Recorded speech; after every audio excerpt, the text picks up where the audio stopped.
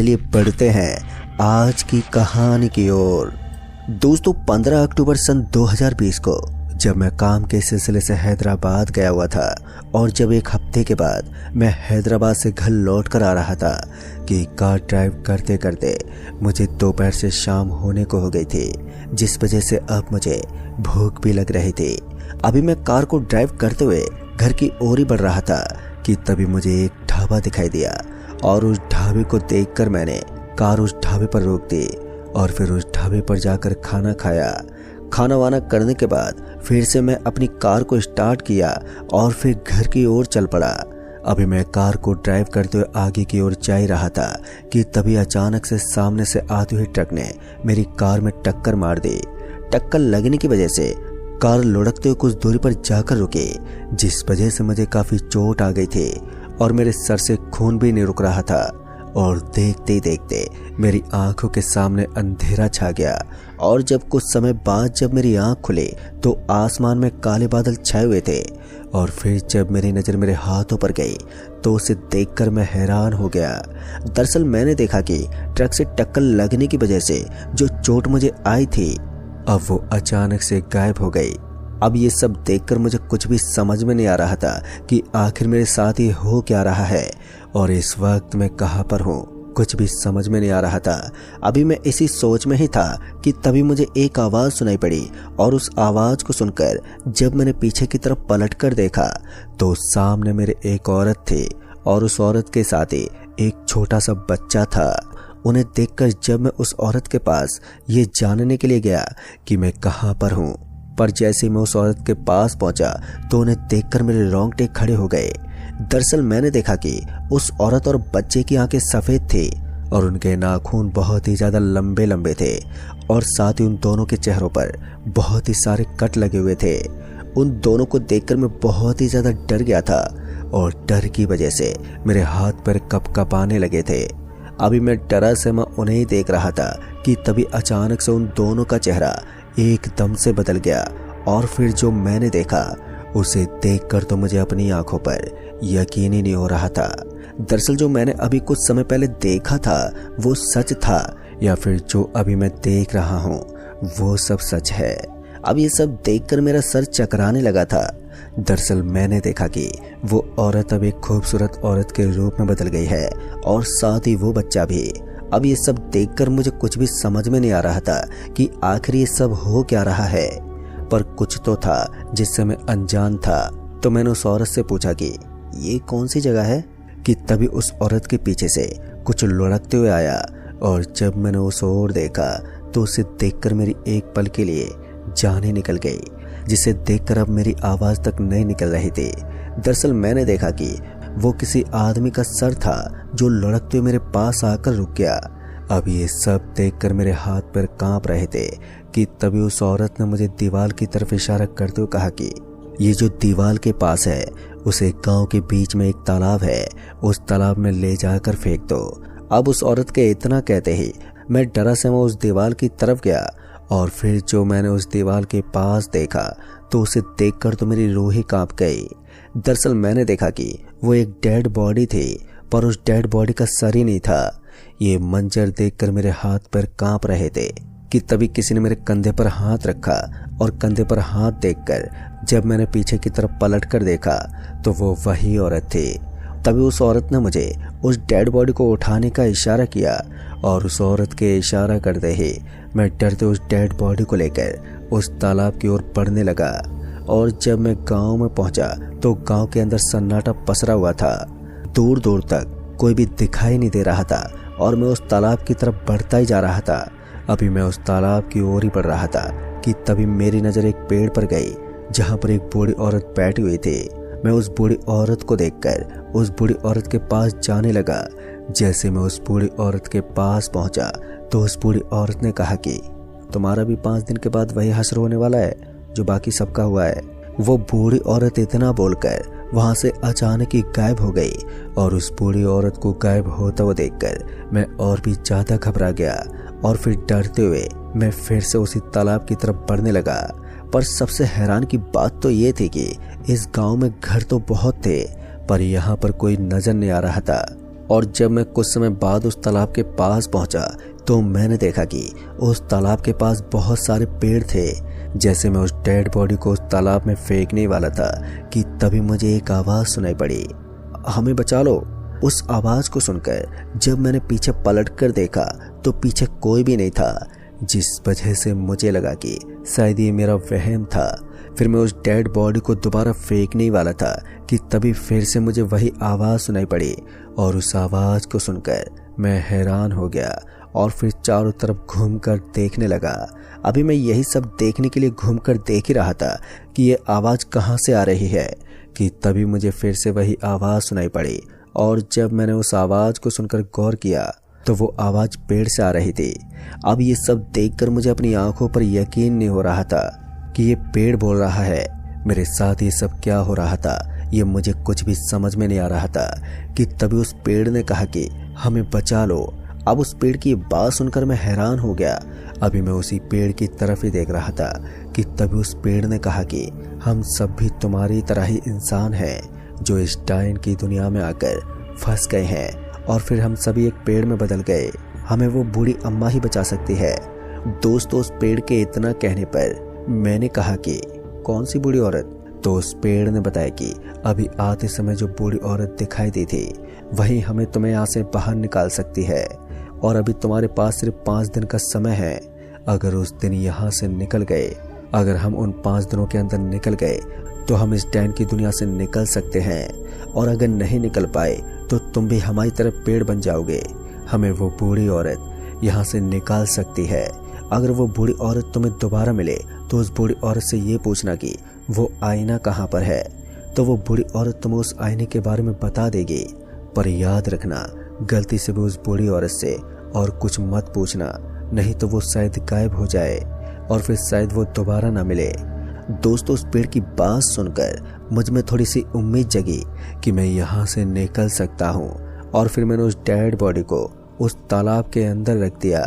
उस dead body को लुढ़काकर जैसे ही मैं जाने के लिए पलटा तो वैसे मुझे एक अजीब सी आवाज़ सुनाई पड़ी और उस आवाज़ को सुनकर जब मैंने पीछे की तरफ पलटा और फिर जो मैंने देखा उसे देखकर मेरे दिल की धड़कनें बहुत ही तेज हो गई और डर के मारे मेरे हाथ पैर भी कँपाने लगे थे। दरअसल मैंने देखा कि उस तालाब से बहुत ही भयानक शैतान निकला और उस डेड बॉडी को वो निकल गया और फिर वो उसी तालाब के अंदर चला गया। उस शैतान के तालाब के अंदर जाते ही मैं डरा से मैं उसी औरत के पास जा पहुंचा तो मैंने देखा कि वो औरत कुछ कर रही थी, पर रात के अंधेरे में कुछ साफ साफ दिखाई नहीं दे रहा था।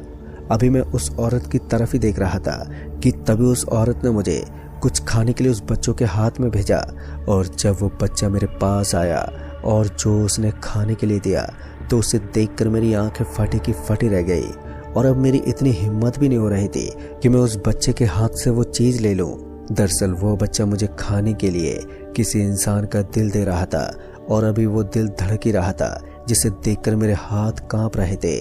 अब मेरी हिम्मत भी नहीं हो रही थी कि मैं उस बच्चे से वो दिल ले लूं कि तभी उस बच्चे ने कहा कि ये तुम्हारे ही जैसा किसी का दिल है और फिर कुछ दिन के बाद ऐसा तुम्हारा भी हाल होगा। इतना बोलकर उस बच्चे ने वो दिल मेरे हाथों में थमा दिया और फिर उस औरत के पास चला गया और जब मैंने उस औरत की ओर देखा तो उसे देखकर मेरी एक पल के लिए जाने निकल गई। दरअसल मैंने देखा कि उस औरत के पास मेरे ही जैसे कई सारी बॉडियां पड़ी थी और उसे फाड़ फाड़ कर वो खा रही थी और उस औरत का खून से सना चेहरा देखकर मुझे उल्टियां आने लगी और फिर देखते ही देखते मेरा सर चकराने लगा। फिर सर चकराने की वजह से मैं वहीं पर गिर गया और फिर जब मुझे कुछ समय के बाद होश आया तो वो औरत मेरे सामने खड़ी थी।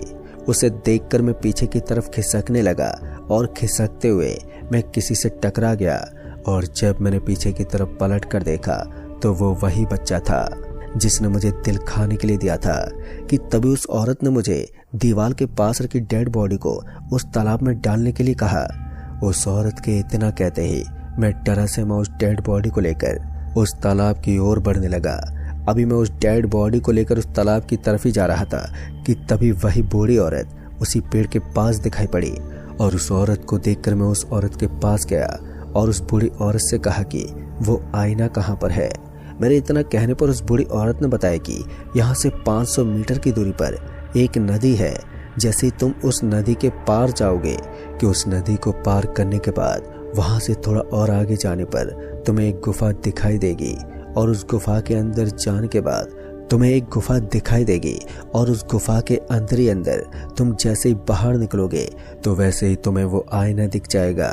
पर याद रखना, उस आईने के जैसे और भी तुम्हें वहां पर आईने दिखाई देंगे, पर तुम गलती से भी दूसरा कोई आईना मत छू लेना, नहीं तो तुम उस आईने में हमेशा हमेशा के लिए कैद हो जाओगे। जिस आईने पर पक्षी का चित्र बना है वही आईना तुम्हें लेना है और जैसे तुम उस आईने को अपने हाथों में उठाओगे तो वैसे ही तुम यहाँ पर आ जाओगे। पर याद रखना, जब वो डैन और बच्चा अपने असली रूप में होंगे तो वैसे ही तुम उस आईने को उस डैन के सामने कर देना, फिर वो दोनों उस आईने में कैद हो जाएंगे। उन दोनों के कैद होते ही तुम अपनी दुनिया में वापस चले जाओगे। दोस्तों, इतना बोलकर वो बूढ़ी औरत वहां से गायब हो गई और उस बूढ़ी औरत के गायब होते ही मैं उस डेड बॉडी को उस तालाब में डालकर उस नदी की तरफ निकल पड़ा। जैसे मैं उस तालाब से जा ही रहा था कि तभी उन पेड़ों ने कहा, वो आईना लेकर ही आना। और फिर मैं वहां से निकलकर उस नदी के पास जा पहुंचा और जब मैंने उस नदी को देखा तो वो नदी बहुत ही ज्यादा बड़ी थी। अब मुझे समझ में नहीं आ रहा था कि अब मैं इस नदी को कैसे पार करूं कि तभी मेरी नज़र कुछ दूरी पर एक नौका पर गई। तो उस नौका को देखकर मैं उस नौका के पास गया तो मैंने देखा कि उस नौका पर किसी इंसान का हाथ कटा हुआ रखा हुआ था, जिसे देखकर मैं सहम सा गया। पर यहाँ पर कुछ तो था जिसे मैं देख नहीं पा रहा था और फिर उसी नाव के सहारे मैं उस नदी को पार करने की कोशिश करने लगा। फिर जैसे मैं उस नदी के बीच में पहुंचा तो वैसे अचानक से नाव इधर से उधर होने लगी। नाव को इधर उधर होता हुआ देखकर मैं उस हाथ को ये सोचकर उठाने वाला था कि मैं उस हाथ के सहारे मैं नाव को इधर से उधर रोक सकूं। जैसे मैं उस हाथ को उठाने वाला था कि तभी वो हाथ अचानक से हवा में उड़ने लगा और फिर जो हुआ उसे देखकर मुझे अपनी आंखों पर यकीन ही नहीं हो रहा था। दरअसल मैंने देखा कि वो हाथ हवा में उड़ते ही वो अचानक से मेरे ही तरह एक इंसान में बदल गया। उस वक्त मैं अपने आप को सामने देखकर कुछ भी समझ नहीं पा रहा था कि तभी उसने अपना हाथ नाव के बीच में पटका। उसके हाथ पटकते ही नाव में एक बहुत ही बड़ा छेद हो गया, जिस वजह से नाव के अंदर पानी आने लगा। पानी आता हुआ देखकर वो हंसने लगा और फिर देखते ही देखते नाव के अंदर पानी भर गया, जिस वजह से वो नाव उस नदी में डूबने लगी। नाव को डूबता हुआ देखकर मैंने नदी में छलांग लगा दी और वो उसी नाव पर बैठकर हंसता ही जा रहा था। फिर जैसे तैसे करके मैंने नदी को पार किया और जैसे मैं नदी से बाहर निकला तो वैसे ही वो नदी अचानक से गायब हो गई और नदी को गायब होता हुआ देखकर मैं समझ गया कि ये उसी डैन का एक छलावा है। फिर मैं उस गुफा की ओर बढ़ने लगा। अभी मैं जंगल से होते हुए आगे की तरफ बढ़ रहा था कि तभी मुझे वो गुफा दिखाई दी। पर वो गुफा बहुत ही अजीब तरह की थी, जिसे हम सभी सोच भी नहीं सकते। दरअसल वो गुफा पानी से बनी हुई थी, जिसे देखकर मैं समझ गया था कि ये भी उसी डैन का एक छलावा है। जैसे मैं उस गुफा के अंदर जाने वाला था कि तभी मुझे गुफा के अंदर से किसी के आने की आहट सुनाई पड़ी और उस आहट को सुनकर मैं वहीं पेड़ के पास छुप गया। छिपकर मैं उस गुफा की ओर देखने लगा और अभी मैं उस गुफा की ओर ही देख रहा था कि तभी उस गुफा के अंदर से बहुत ही भयानक शैतान निकला, जिसे देखकर मेरे हाथ पैर कपकपा गए। अगर मैं उस शैतान के सामने पड़ जाता तो शायद वो मुझे जिंदा ही चबा जाता। और जब वो गुफा से बाहर निकल गया और जब वो गुफा से काफी दूर चला गया तो मैं चुपके से उस गुफा के अंदर चला गया। जैसे मैं गुफा के अंदर गया तो मैंने देखा कि उसी शैतान की तरह यहाँ पर और भी शैतान मौजूद हैं। उन सभी से बचते बचाते मैं जैसे उस गुफा से बाहर निकलने वाला था कि उस शैतान ने मेरा पैर पकड़ लिया। मेरा पैर पकड़ते ही मैं वहीं पर गिर पड़ा और वो मुझे गुफा के अंदर खींचने लगा और देखते ही देखते वो सभी शैतान मेरी तरफ बढ़ने लगे। उन्हें अपनी तरफ आता हुआ देखकर अब मुझे अपनी मौत साफ साफ नजर आ रही थी। मैं उन शैतानों से अपना पैर छुड़ाने की बहुत ही कोशिश कर रहा था, पर मैं उनसे अपना पैर छुड़ा ही नहीं पा रहा था कि तभी मैंने उन शैतानों को खूब जोर का धक्का मारा और उस धक्के से उस शैतान से मेरा पैर छूट गया और फिर मैं उस गुफा से बाहर निकल गया। जैसे मैं उस गुफा से बाहर निकला तो वैसे ही वो पानी की गुफा गायब हो गई और उस गुफा के गायब होते ही जब मैंने सामने की तरफ देखा तो वहाँ पर बहुत ही सारे आईने थे, जिसमें वो आईना ढूंढना बहुत ही मुश्किल था क्योंकि सभी आईने एक जैसे ही थे। उन सभी आईनों के बीच में उस आईने की तलाश करने लगा। जैसे मैं आईने के सामने जाता तो वैसे उन आईनों में शैतान दिखाई देता और मुझे अपनी तरफ खींचने की कोशिश करते। उस आईने की तलाश करते करते मुझे लगभग आधा घंटा बीत गया था, पर वो आईना मुझे नहीं मिला।